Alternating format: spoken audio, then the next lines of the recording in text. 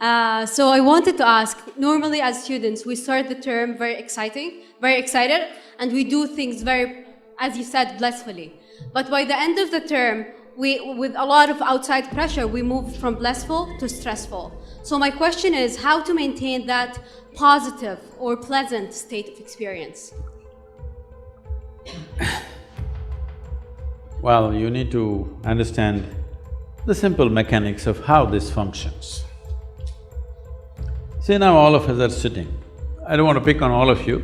Let's say 3 or 4 of us are sitting here. Each one of us is sitting in our own different ways. The geometry of your body and your chemistry are very related. How you hold your body will determine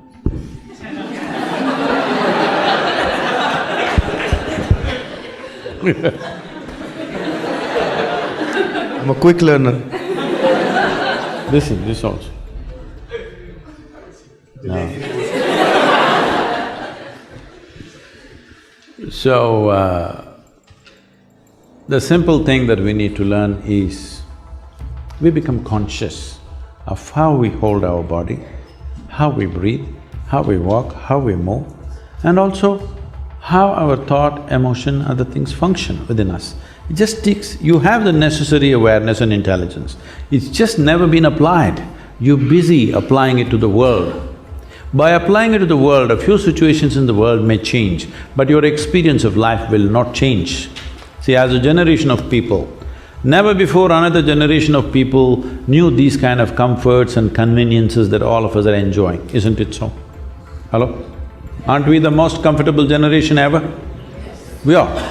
But are we the most joyful generation ever? No.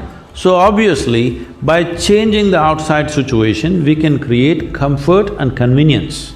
You cannot create well-being, because human experience happens from within. This is not just a random thing, there is an entire science. As there is a science and technology to address external well-being, there is a whole science and technology to address inner well-being. Today our education systems, I'm sorry, I'm not making a critique of an institution like this, our education system from kindergarten onwards, there is nothing about you. You're reading about the worm, you're reading about the butterfly, you're reading about the plant, you're reading about the globe, you're reading about other galaxies, nothing about this one. Yes? But human experience is 100% manufactured within you, is it so? Have you seen in the same given situation, one person is thoroughly enjoying it, another person is immensely suffering it? So obviously it's not the situation, isn't it? You can do whatever you want. Because they did not handle it properly, they invented heaven. Okay. Heaven means what? Should I go into this? No. Anyway, everything is fantastic out there. That is the marketing. Why nobody wants to go today? Because they don't know if it's really there. When somebody believes that it's really there, they will do totally dastardly things. All others, just a little psychological, hold on. Food is best. If you're, in Hindu heaven, food is fantastic. If you're if you're a foodie, you must go to Hindu heaven. In another place, all those white-gowned ladies are just floating around in the clouds. If you like that kind of ambience, you go there. In another place, you'll encounter virgin problems. If that's what you're looking forward to, that's where you go there. But you must understand this. You go there only… what is the qualification to go there? You have to die. Hello? Yes. Is it so? In LSE also?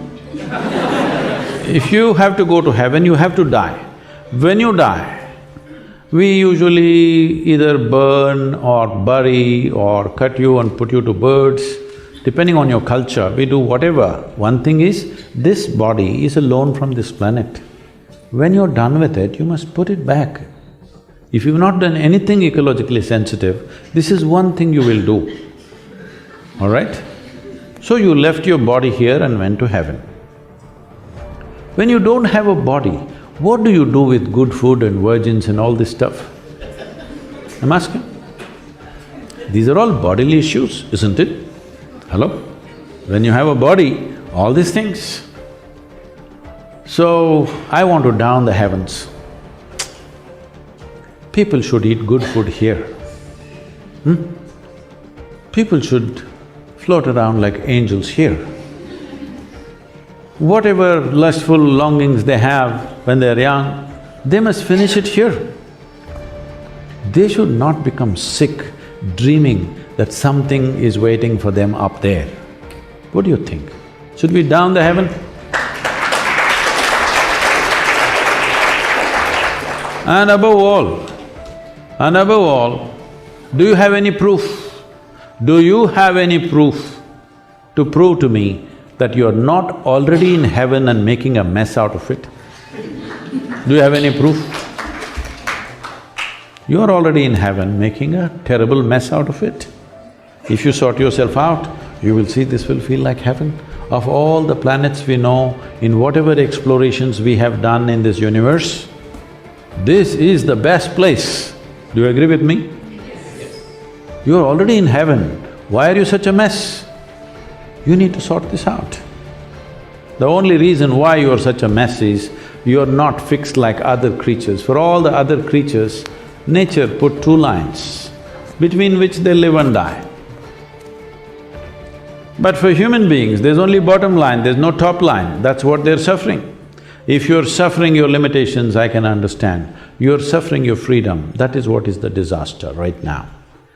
If you were fixed like every creature, you wouldn't be stressed, isn't it?